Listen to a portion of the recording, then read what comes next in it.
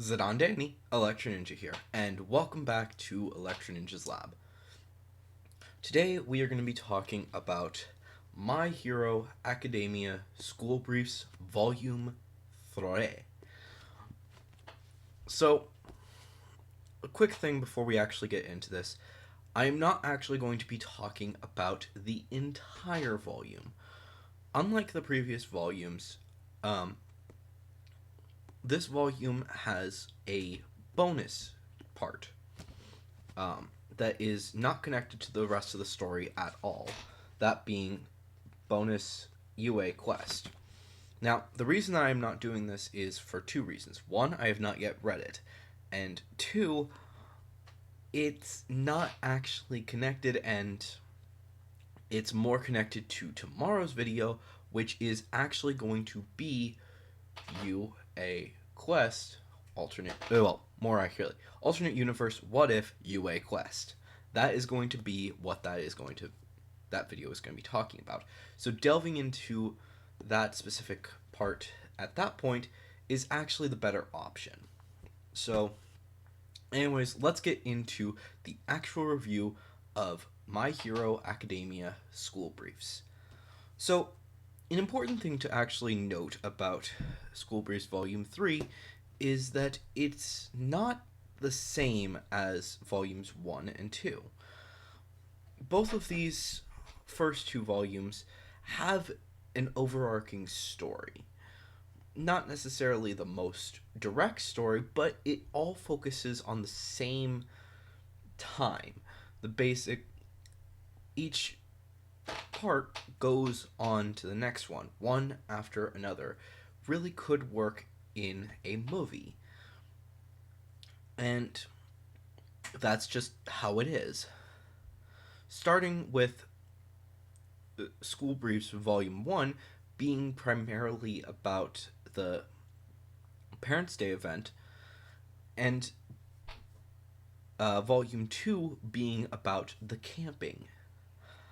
Volume 3 takes place over a large amount of time, starting with right after the teachers tell the students and their parents about the dormitory system, all the way until the second day of Bakugo and Midoriya's punishment for fighting. So, yeah. Each of these is its own story and could be placed at really any moment during this entire time, with the exception of a few being actual specific dates, such as part. I want to make sure I'm actually saying this correctly. Yeah, part 5 being specifically on August 22nd, aka Ida's birthday. But we'll get into that in the actual discussion of what each chapter is about. So, or part whatever. So, part 1, Cheers. This story focuses on All Might, Aizawa, and the rest of the teachers having a nice little time together. Um, Basically going to a bar. Starting off with All Might and Aizawa, then Present Mike shows up, then Midnight and 13, and then 13 calls in the rest of the group, which I believe, yeah. So that just includes Ectoplasm, Cementos, and Vlad King. I don't think anyone else got brought in. But yeah, these 8 teachers spend a decent amount of time just at the bar. And they all get drunk except for All Might, because All Might is not able to actually have alcohol or strong alcohol. And they all get drunk, and it is the most hilarious thing you will ever read. Aizawa just doesn't remember a thing will not remember a thing afterwards, and starts calling, I believe it's a Dharma doll. Um, Let me. Yeah, I think it was a Dharma doll. Yeah. And he calls Vlad King. He refers to Vlad King when he's talking to a vase. So he thinks All Might is a Dharma doll, and he thinks that Vlad King is a vase. So that's how he goes. Um, uh, Mike doesn't really get drunk. He he's clearly drunk, but he's basically like an average like loopy. Um, Midnight starts concocting just the weirdest cocktails. 13 starts slurring his words and is just really clingy to All Might and then later Cementos. Cementos is just petting 13's helmet because he likes round things. And don't get dirty. He even tells Midnight not to be dirty. And then he wants to rub Vlad King's muscles, but that's beside the point. It's just bizarre. Vlad King starts crying, and Ectoplasm starts singing karaoke. And it's insane because he's singing karaoke using a glass bottle, and it's just the mental picture for this whole scene is just the most hilarious thing ever. So if there's one thing that one chapter that you should read for school briefs, that's the one because it's just hilarious. Um, the next part 2, is a bit different.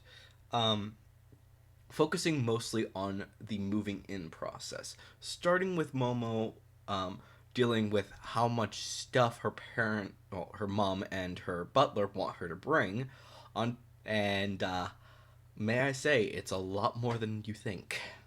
Yeah, um, like holy crap. Apparently, she had like a ton more stuff, like maybe like 100 boxes of just stuff, and and she has to choose 6 boxes. I want to say, I believe is what Aizawa told her. You can only have 6 boxes. Um, so there's that. Um, and I'm also picturing like her cardboard boxes are like the size of my desk, so that's a bit of a joke. But seriously, these things are. I'm scared to know how big these boxes were. They don't describe them, sadly, and that's another thing. That this one didn't have as many descriptions for certain things. Like it didn't say how big those boxes were. It didn't describe 13's face, which is kind of disappointing because we still haven't seen 13. But apparently now the teachers have, so that's cool. Um, but then after we deal with Momo for a bit, we go on to be focusing mostly on Todoroki for the rest of the actual part, as he after he's unpacked and is pretty much ready to start living there, except for the fact that he hates the basic floor. He accidentally loses a picture of his mother and him before she burned his face, and he goes running after it, and it sparks this whole amazing short adventure of him and Hatsume looking for her inventions and looking for Todoroki's picture. Eventually, Recovery Girl joins the fray. Eventually, both her and Todoroki get captured by one of Hatsume's inventions, nearly dying, and Todoroki has to hold on to a very heavy ball in order to stop them from moving, as in like so heavy that he couldn't lift it. I'm assuming like he's saying it with two fingers, and then like he's holding this tiny ball that's so heavy he couldn't pick it up with his fingers, probably like this, and he's just holding it in his mouth to stop them from moving by this thing that has captured them. And the imagery is terrifying. But eventually Hatsume and Power Loader show up, save the day, and Hatsume gets yelled at, obviously.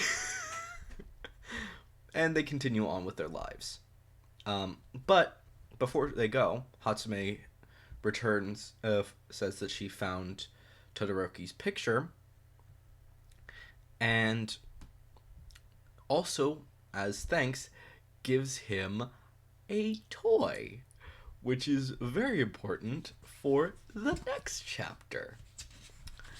The next chapter mostly focuses on 4 students of Class 1B coming over to 1A's dorm, this being Monoma first, then Kendo, Tetsu, and Tsunatori, aka Pony.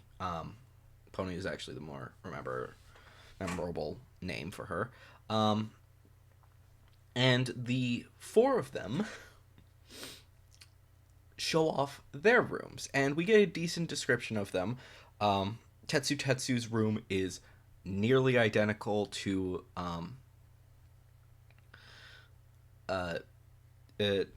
Kirishima's room, with the only real exception being that he has actual metal curtains, which is insane to think about. Kendo's room is apparently like has motorcycle pictures and other kind of more odd things that you wouldn't really expect for a girl, but considering Kendo, it's actually not that surprising. Monoma apparently has like this really fancy room, and Pony has a very anime inspired room, with apparently a lot of figures, including a limited edition All Might figure that was only available in America that apparently looks like a cowboy. And that's basically their rooms, which is, I'm summarizing, but yeah, that's the importance. Then after which, the 4 of them, well, actually kind of current, during the explanation of a few of their rooms. No, wait, it was actually after they explained their rooms, or showed off their rooms. The 4 of them play against a few of the characters from Class 1A. I believe it was Ashido, Hakakure, Kaminari, and Ojiro. Yeah, Ojiro. The 8 of them play the game, the game that Todoroki was given by Hatsume. This game happens to be her own version of the Stab the Pirate in the Barrel game. If you guys don't know what it is, they're apparently pretty common in Japan. They were around here as well, but that's the important thing. Know that they are kind of well known. But basically, you stab the pirate in the barrel, and the pirate pops up, and that's the one who it pops up for is the loser. But this is the fun part. Hatsume actually decided to make it the other way around. The one who makes it pop up is the winner. And each and every other one is a torture. Starting off with Monoma getting zapped. And then Kaminari getting handcuffed and his wrist slapped. I'm forgetting a few of the others. I'm forgetting most of the others, but like it was a flick. It was like a duct tape ripping off Ojiro's fur, and a few others. Like I said, they don't really matter too much. But then it ends with Tetsu winning. Apparently they were all freaked out because if all of these are the tortures, what's the last torture gonna be? Because that's the losing. But then they find out, oh, that's the win. Fun. And it just pisses off the class. And Kaminari promises that he's gonna go heat up their baths with his so like charging the heater or whatever, for like a day. So for class 1B, but it's uncertain if that's actually going to be considered still part of the deal, but whatever. But a lot of other things happen, and it's still pretty cool. And that's basically where that one ends. The next chapter, chapter 4, or part 4, The 100 Tales of UA. This is a horror kind of based episode. Basically, remember all those cartoons that used to have these Halloween specials that aren't actually bad or anything? I believe that Power Players actually recently had one, and I'm not 100% certain, but I'm pretty sure that other shows have also had them. I'm just not remembering them all because it's been a while since I've watched shows like that. But it's basically, they tell a story, some spookiness happens, and a lot of chaos ensues. But this is actually an important episode because it's actually the episode that explains that how Deku and Ida were actually training to get Deku to be better with his kicks. They do explain it decently in the actual manga and anime, but it's nice to actually see them actually hanging out together to develop this. Like I said, they then go into this craziness. The first day, everyone who was who heard the story stayed up all night and started hearing this buzzing sound. And apparently, every single one of them heard something say their name at their door. But we only really know for a fact that Mineta did. So, yeah, that was an interesting thing. But it then continues, and they're all freaked out. They eventually tell the rest of the class. They all start freaking out. Ida stays awake all night. They hear the buzzing, and chaos ensues. Eventually, the buzzing is just too much for them. And Aizawa is just like, okay, fine, I'll come in and see what's going on. And there's also going to be a storm that night, so you know that chaos is going to ensue. Anyways, Aizawa comes in, finds out what it is, and is about to take care of it when he gets knocked unconscious.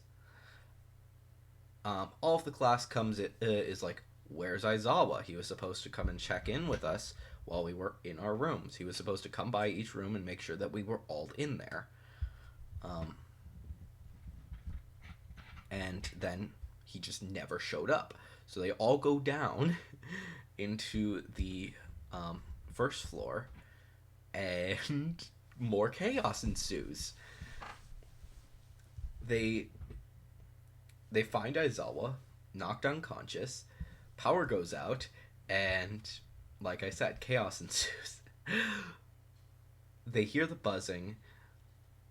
Something white jumps past when they start lighting. Basically, Bakugo has an explosion, and Kaminari shoots off a bit of electricity. They see a brief flash of white, aren't sure what it is. The two of the girls, I believe Ochiko and Momo, feel something run across their feet. Scamper across their feet. Everyone's panicking. No one knows what the heck is going on. And eventually, someone comes in with blonde hair. And you don't really realize it because I didn't explain it. But because the story actually had the ghost be someone with blonde hair, they freak out. They attack the person. And the person gets knocked out. Eventually, the power comes back on, and they realize, oh, that's present mic. Whoops. And Aizawa gets up and is like, oh my gosh, you guys are menaces. And then it goes on to explain exactly what was going on. Apparently, the girls had asked Hatsume to make sure that Mineta wasn't a peeping Tom, and she had actually done something to basically set up a small little thing to make sure that that Mineta didn't do anything, stayed in his room at night, and didn't cause any harm. Basically, would fly out of its nest, go up to Mineta's room, make sure he's in there, and then come back. That was the buzzing. Then, after that, during the actual storm, the white as well as the scurrying was actually Koda's rabbit. And it's just hilarious to know that all of this was actually for nothing, and it's just awesome. And they all go to bed with knowing that everything was fine. They didn't need to worry. And that's the end of part 4. Part 5 focuses, like I said, on Ida's birthday, focusing only on Ida's perspective of the whole event, starting with him having a bit of chaos in the morning, just making sure that everything cleans up, but everyone's trying to be secretive, nearly spoiling the fact that they're planning a surprise birthday party for him. I mean, it's super obvious even if you don't skip ahead to see the actual picture, you're pretty sure that this is definitely for something good. But Ida is just completely paranoid, thinking that everyone hates him for some reason, and he wants to know why. Eventually, Bakugo finds him trying to come down and is like, no, go back to your room. Nothing. Don't worry. Just stay in your room until they come to get you or whatever. Eventually, power goes out and Ida comes down to make sure that everyone's okay, and they surprise him, turning on the lights and revealing that they were planning a surprise birthday party for him all along. And it is honestly the just sweetest thing that they could have done. And it really does develop the friendship between all these characters. It's sad to think that Ida is the only one of the students who's actually going to be having a birthday party in any of the medias. I believe that they might actually do something with the cast for Vigilantes, and I think they might have, but I'm not 100% certain. But it's sad that only Ida gets his birthday celebrated. There's a lot of other characters that honestly have some decent birthday timings, such as Deku happening to be the day before me, Hagakure being the day before my friend Shazar, or not the day before, the actual day of Shazar, Uraraka being on the 27th of December, and a few others that are here and there. But most of them we've actually passed. If you've read the anime and if you've watched the anime, we've actually passed the majority of them until the next year, I believe, because we're currently in November. So the only one remaining until the year ends is Uraraka. But yeah, it's just kind of interesting to know that we only have gotten Ida's birthday so far. And honestly, I do feel like they are going to be doing some more stuff with everyone's birthdays eventually, but yeah. That's no big deal. And then part 6. Part 6 is actually the most interesting one, in my opinion. Unlike the previous ones that all focus on different students throughout the days, this one actually focuses on Koda's rabbit. Basically on his little adventure exploring around the UA building. And It starts out with him just trying to escape, eventually running into Bakugo and Midoriya cleaning up on their day that they were punished. The second day they were punished, I mean. Um,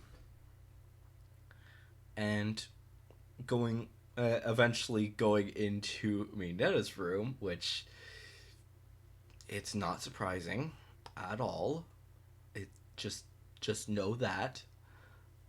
Just Minetta, you need to be taught a lesson. Like, holy crap. Like, oh my gosh. Um and so we now know what Minetta's room looks like. And that actually leaves only one room left to, well, two rooms left to see, those being Bakugo's and um, Froppy's. And that's it. Everyone else we